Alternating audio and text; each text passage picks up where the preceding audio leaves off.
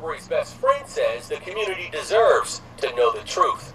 It's not about one race, because we're all a community, and we are our community, and we all see it as a tragedy to the community. It's not about black, it's not about white, it's not about race. We can't make this about race. It's about what's right and wrong and what happened. Alright, Shalom. I want to give all praises, glory, and honor to Yahweh Ba'ashem, Yahweh Shad Ba'ashem, Rahak Wadash, double honor to the apostles and elders of Great Millstone who rule well. Peace and salutations to you, sincere Akim out there pushing the truth across the four corners of earth. Alright, I'm the brother Shaman from Great Millstone, St. Louis. And, as you can hear, we know what's going on. Scriptures talks about Jacob's trouble, daily and daily we're seeing different cases occur where for whatever reason, whatever excuse, Esau is bringing death onto his brother Jacob. All right, amidst the time where everybody for some reason has the perception everything is equal, or maybe we have a couple of more opportunities that Esau has to dish out to try to show that he's favorable. Scriptures talk about he'll seek to please the poor, but still, when you look at the consistency, you look at the spirit of the situation, because ultimately we are judges as well. You can see that Jacob, number one, Esau is the devil, because they keep the soldiers keep killing us now. Number two, there's a division with two separate nations. All right, that's why they can kill us with impunity, and then go amongst their own people and get away with it. In this case, they were about to until people on the internet really called them out. And then number three, this is captivity. All right, this is captivity. We're subject to another land, another people, subject to their rules, their laws, and as we can see, it's wicked.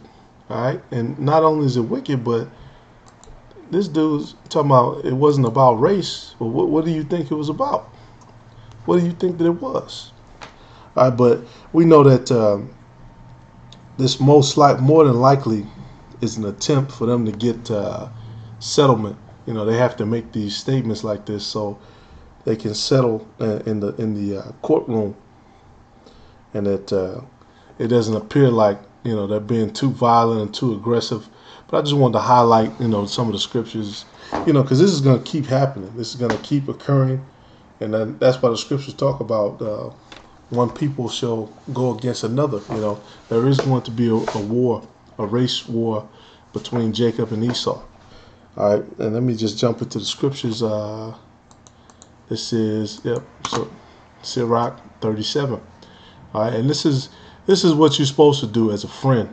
Situations like these. This is what the scriptures talk about. It says what? Verse 1. Every friend saith, I am his friend also, but there is a friend which is only a friend in name. And the thing about it is, we're in this place. A lot of times, you have people around you who, some of them might be friends, some of them might have genuine love, but then you have some of them who, since we're in captivity, they're just looking for somebody to suffer with. You know what I'm saying? They'll kind of be polite or whatever.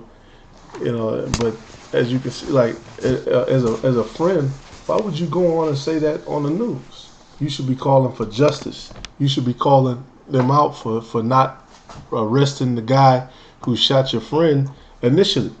All right, you should be talking about, basically, if they give you the platform, you should be talking about the injustice. You should be calling them out. I mean, ultimately, you should be reading out of the words of the Bible, but all of that it plays a part. All right, and just like I said, man, you got people around you who are friends in name only, and that's why the Lord created a righteous brotherhood. With certain principles and certain morals, and we obey, follow under the same guidelines, because when these situations pop off like this, these life and death situations, one thing they show you is they show you about yourself, and they show you about the people around you. All right, and that's ultimately, what the Lord and the disciples and the apostles. That's ultimately what they were about. All right, being there for one another. It says, "What is it not a grief unto death when a companion and friend is turned to an enemy? O wicked imagination, whence camest thou in to cover the earth with deceit?" And that's exactly what's going on, man. That's the news. That's all Esau's stuff, man. It covered the earth with deceit. There is a companion which rejoiceth in the prosperity of a friend, but in the time of trouble will be against him. And for this man to go through this and get killed, and then I'm just looking at it from one aspect, because we know, of course, the slave mentality which a lot of Jake has, and that's another part of us knowing that we're the Israelites. All right, that covering, that that deceitfulness, them telling us that we've always been slaves, we've always been, defeated. All right, a lot of Israelites, they still walk around and carry that, and that's why they would make that statement. All right, and they fear, saying certain strong things and saying things that they know is going to stir up Esau, and they know it's going to bring about more controversy. But hey, guess what? It's going to be more controversy anyway. All right, and that's another part of the Bible, the prophecy, the things that are supposed to happen. Okay, and these are all different aspects. The prophecy, the things that are going to happen. The the way that your mindset should be in. The origins of who you really are and the reason why you're in the position that you're in. Okay, the mentality and the small little jewels of wisdom that you use when you do go through these fucked up ass scenarios. Excuse my French. All right, and the way you should be as a friend and as a brother. Right, these are all things that our people have lost, and that we see, time and time again. And ultimately, who's behind it? Esau. All right. So you don't want to be like this. You don't want to be, like this guy, man. More of an enemy in the time of his trouble, because his friend is now dead, and now you're making these statements, to the world, all right, which is real funny style. He said, "What? There's a companion which helpeth his friend for the belly, and taketh up the buckler against the enemy. Forget not thy friend in thy mind, and be not unmindful of him in thy riches." Right? And the scriptures somewhere else it says, "Do good unto a friend while you're living." All right. It says what? "Every counselor extolleth counsel, but there is some that counseleth for himself." And that's pretty much it on that. That goes into something else. All right, and then the rest of it goes into consultation and goes into little habits and things.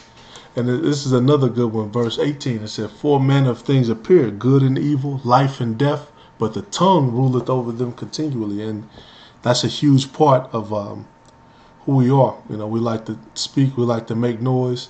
And the scriptures do say, "Set a mark upon them that sigh and that cry," but us that sigh and that cry, we're going to sigh and cry according to the words of the Father and according to the words of his Son and the different men who have been his mouthpieces throughout the history, the prophets. And that's all I had, man. Just something quick, but that's not it, man. What that guy's talking about, that's not it. That's not it. But hey, that's part of Jake, man. They gotta get that purse. They got to get that purse. But again, the spiritual side of it, he's gonna get that money, for making that statement. They're gonna probably issue out something to his family or friends or whatever. But then you're gonna go back. He's gonna go back and think about that shit, and it's gonna eat him up inside.